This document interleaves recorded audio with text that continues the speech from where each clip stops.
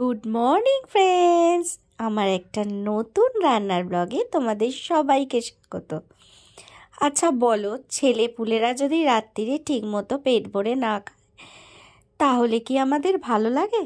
আমাদেরও তখন ঠিকমতো খেতে ইচ্ছা করে না। সেই জন্য সবসময় আমরাও চেষ্টা করি ছেলেপুলের মনের মতো খাওয়ার করতে। আমিও তার ব্যতিক্রম নয়। আর আমার ছেলে তো কিছু ডিম আর চিকেন ছাড়া পছন্দই হয় না, ওই জন্য রোজ একটু চেষ্টা করি নিত্য নতুন ওকে কিছু বানিয়ে দেওয়ার। তো একটু আদা রসুন বাটা, তার সাথে টমেটো বাটা সব মিশিয়ে আমি একটু কষে নিচ্ছিলাম মশলাটা। তার মধ্যে একটু পাস্তা সিজলিং মশলা দিয়ে নিয়েছিলাম। এই মশলাটা খুব ভালো, এর ফ্লেভারটা দারুণ আসে। তো দিয়ে ভালো করে কষিয়ে একটু চিকেন কিমা বাড়িতে ছিল, তার কারণ আমি চাও বানিয়েছিলাম চিকেন কিমা দিয়ে, তো একটুখানি বেঁচে ছিল, সেটা দিয়ে আমি এটা বানাচ্ছি। তো ভালো করে ওটাই মশলাটার মধ্যে মিক্স করে দিয়েছি। এবার 1 চামচ ধনেপাতার চাটনিও আমি এর মধ্যে মিক্স করে দিচ্ছি, তাহলে ওর টেস্টটা খুব ভালো আসবে। দিয়ে এটা ভালো করে কষাবো মাংস আর এই মশলাটা আর ধনেপাতার চাটনিটা দিয়ে।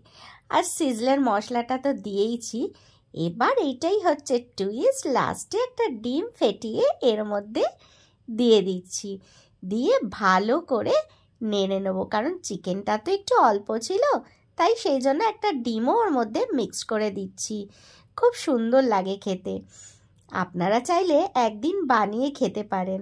আর আমাকেও কিন্তু কমেন্টস করে একদম জানাবেন যে আপনাদের কেমন লাগলো এই রেসিপিটা। তো যাই হোক, দেখি ঘন্টু বুড়োর পছন্দ হলো কি না। ঘন্টু বুড়ো খেতে বসে কি বলে বুঝতে পারি কি না, চলুন দেখি। আমার তো রেডি, এবার আমি গরম গরম ওদের সার্ভ করব। চাটনি দেবো ধনেপাতার একটুখানি, একদম হালকা। খেয়ে বল কেমন লাগছে।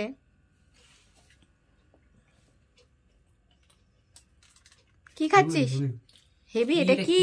ডিম ডিম দরকার, ডিম দরকার। ইস জি জি জি। তোর বাবা বলুক, ধনেপাতা দিও না, ঝাল লাগে। তোর বাবা বলুক কি দেখি।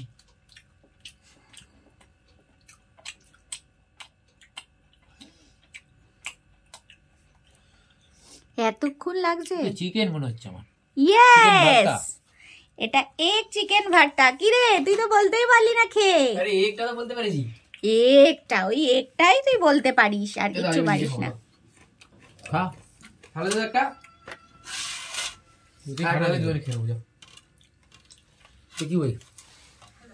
এই যে আজকে মনের মতো খাবার পেয়ে নিজে হাতে এখন খাচ্ছে, না হলে খাইয়ে দিতে হয় বাবুকে। তো এই ভিডিওটা এইটুকুই। Good night.